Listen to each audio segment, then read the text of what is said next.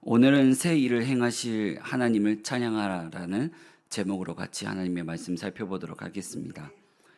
오늘 우리가 읽은 이 말씀을 보게 되면 하나님께서는 항상 그의 백성들에게 과거에 내가 무슨 일을 했다, 너희를 위해서 어떠한 기적과 역사를 펼쳤다만 말씀하시지 않습니다.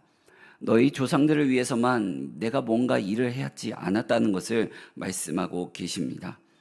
하나님께서는 이스라엘 백성들에게 앞으로 내가 너희에게 행할 일들에 대해서도 말씀하고 계십니다. 과거 그의 조상들에게 펼치신 구원의 손길만 말씀하시는 게 아니라 앞으로 너희에게 행하실 구원의 손길에 대해서도 말씀하고 계십니다. 늘 그렇듯 하나님께서는 항상 그의 백성들에게, 사랑하는 자들에게 앞으로 내가 너희를 위하여 이런 계획을 갖고 이러한 일들을 행할 것이라고 말씀하십니다. 하지만 어느 시대, 어느 장소를 막론하고 대부분의 사람들을 당장 내 눈앞에 이러한 일들이 펼쳐지지 않는다면 하나님께서 구원하시겠다는 구원의 약속의 말씀을 믿지 않는 경우가 많이 있습니다. 신뢰하지 않을 때가 많이 있습니다. 그렇다 보니까 예수님의 성품을 닮아가기보다 더욱더 뭔가 이 악에 바치는 삶의 모습으로 드러날 때가 많은 것이죠. 14절 말씀을 보면 너희의 구속자여 이스라엘의 거룩한 이 여호와가 말하노라. 너희를 위하여 내가 바벨론에 사람을 보내어 모든 갈대아 사람에게 자기들이 연락하던 배를 타고 도망하여 내려가게 하리라 라고 말씀합니다. 이 14절 말씀을 보면 구속자와 이스라엘의 거룩한 이가 바로 같은 분임을 하나님께서는 이사야 선지자를 통해서 전하고 계십니다. 바로 이스라엘 백성들을 구원하시는 이, 이스라엘을 세상 만민들 가운데 거룩하게 구별하신 하나님께서 바벨론 사람들을 심판하실 것을 말씀하고 계십니다.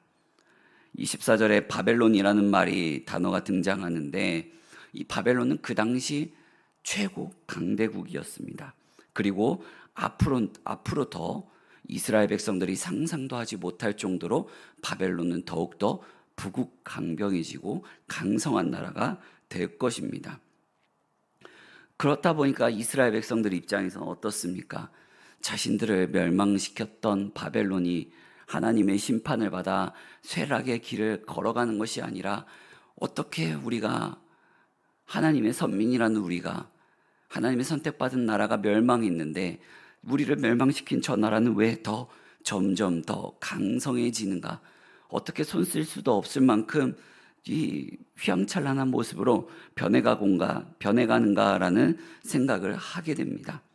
그러나 하나님께서는 그런 바벨론조차 세상이 벌 때 건드릴 수만 없을 것 같은 그런 강대국조차도 멸망할 것을 예언할 뿐 아니라 그곳으로부터 벗어나 이스라엘 백성들이 다시금 해방과 구원을 경험하게 될 것을 예언하고 있습니다. 바벨론 사람들이 도망한다는 것은 곧 바벨론 제국이 철저하게 멸망할 것을 뜻하고 있습니다. 비록 지금 이스라엘 백성들이 고통 가운데 있지만 나중에 바벨론의 백성들은 더 큰 슬픔과 고통 가운데서 도망가게 될 것이지만 이스라엘 백성들은 해방과 하나님의 구원의 손길, 그 은혜를 맛보아 알게 될 것입니다. 15절 말씀을 보면 나는 여호와 너희의 거룩한 이요 이스라엘의 창조자요 너희의 왕이니라 라고 말씀합니다. 하나님은 거룩한 분이십니다. 이스라엘을 선택하신 거룩한 이시뿐만 아니라 이스라엘을 창조하셨고 그들을 다스리시는 왕이십니다. 과거 이스라엘 백성이 애굽에서 나오게 된 것은 하나님께서 그의 조상들과 맺었던 언약을 기억하시사 그들을 향한 그 사랑의 열심으로 그들이 이집트로부터 벗어나게 된 것이고 이제 그러한 역사가 바벨론으로 끌려간 이스라엘 백성들에게도 일어나게 될 것임을 바로 여호와의 이름으로 거룩한 여호와의 이름으로 일어나게 될 것을 전하고 있습니다.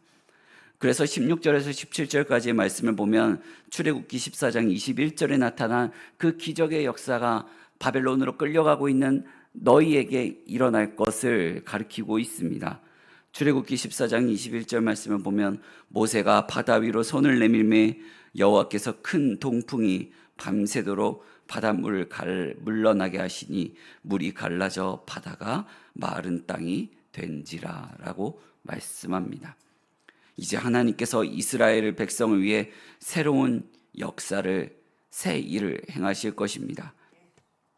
하나님은 과거에 단회적으로 그 이집트에 붙잡혀 있던 이스라엘 백성들이 출애굽할 때만 기적을 일으키신 것이 아니라 지금 현재 오늘 말씀 가운데 있는 바벨론의 포로로 끌려가고 있는 이스라엘 백성들에게도 이러한 놀라운 기적의 역사가 일어날 것을, 그 기적을 통하여 구원하실 것을 전하고 있으며 오늘날에도 똑같이 그러한 구원의 역사와 은혜의 손길이 우리들의 삶 속에도 임할 것을 전하고 있습니다.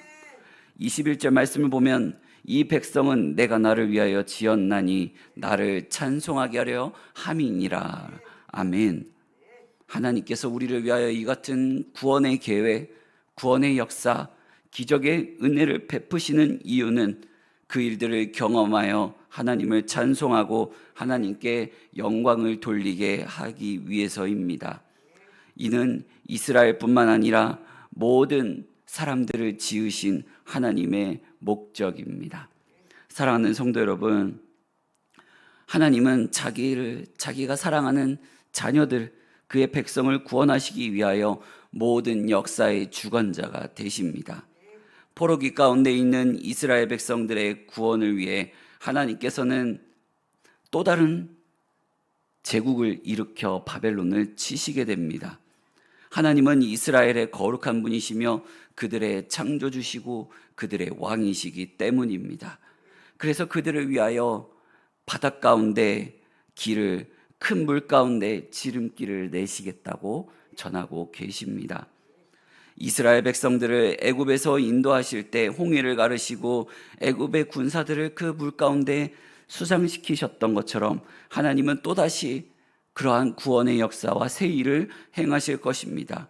오늘날 우리 삶에도 그러한 새 일을 행하실 계획을 갖고 계십니다. 이제 이스라엘 백성은 이전 일을 기억하지 말고 앞으로 하나님께서 이루어 가실 그 놀라운 새 일들을 바라보고 또한 믿고 신뢰할 것을 이사야 선지자의 입술을 통하여 전하고 있습니다. 하나님은 사랑의 하나님이십니다. 사랑이 많으신 하나님이 아니시라 그냥 사랑 그 자체이십니다. 그렇기 때문에 그 하나님께서 택하신 그의 백성을 포기하지 않으시고 어떻게 해서든 큰 능력으로 구원의 역사로 하나님의 때에 그 은혜를 베풀어 주실 것입니다. 바로 그 일들을 경험한 하나님의 백성들이 하나님의 이름과 하나님의 영광을 온 땅 가운데 찬송하게 될 것입니다. 사랑하는 성도 여러분, 하나님은 당신이 택한 이스라엘 백성을 구원하기 위해 수많은 기적의 역사를 행하셨습니다. 그 수많은 일들이 이 성경 66권에 온전히 기록되어 있고 앞으로 우리의 삶 속에서도 장차 하나님께서 어떠한 구원의 역사를 이루어 가실 것인지 말씀하고 계십니다. 내 삶이 지금 내가 처한 환경과 상황이 하나님께서 행하실 새 일과 구원의 손길을 기대하기에도 뭔가 벅차고 힘에 겨울 수도 있습니다. 그래도 하나님께서 나를 사랑하시고 포기하지 않으시고 구원의 역사, 내가 이전에 경험해보지 못했던 그런 놀라운 일들로 우리의 삶에 그 은혜를 베풀어 주겠다고 약속하셨으니 우리는 그 약속을 붙들고 하나님을 바라보며 하나님 앞에 부르짖으며 나아가야만 합니다. 그래서 우리가 너무나도 잘 아는 말씀이 있습니다. 예레미야 43장 2절에서 3절 말씀을 보면 뭐라고 말씀합니까? 일을 행하시는 여호와, 그것을 만들어 성취하시는 여호와, 그의 이름을 여호와라 하는 이가 이와 같이 이르시도다. 너는 내게 부르짖으라. 내가 내게 응답하겠고 내가 알지 못하고 크고 은밀한 일을 내가 내게 보이리라. 아멘. 우리가 지치고 넘어지더라도 우리가 하나님을 의지하고 붙드는 한 하나님께서는 우리의 삶 속에 놀라운 그러한 새 일을 행하실 것입니다. 그러한 하나님을 붙들며 끝까지 나아가는 자들은 하나님의 응답을 경험하게 될 것입니다. 그 방법은 우리가 생각지도 못한 일들로 말입니다. 우리가 생각지도 내가 알지도 못하고 하나님께서 감춰뒀던 크고 은밀한 일로 우리에게 보여주시기 때문에 그래서 은혜가 되는 것입니다. 그래서 하나님의 일은 놀라운 방법으로 우리의 삶 속에 다가오는 것입니다. 그 일만으로 우리는 하나님께 영광과 찬양을 올려드리기에 충분한 삶입니다. 왜냐고요?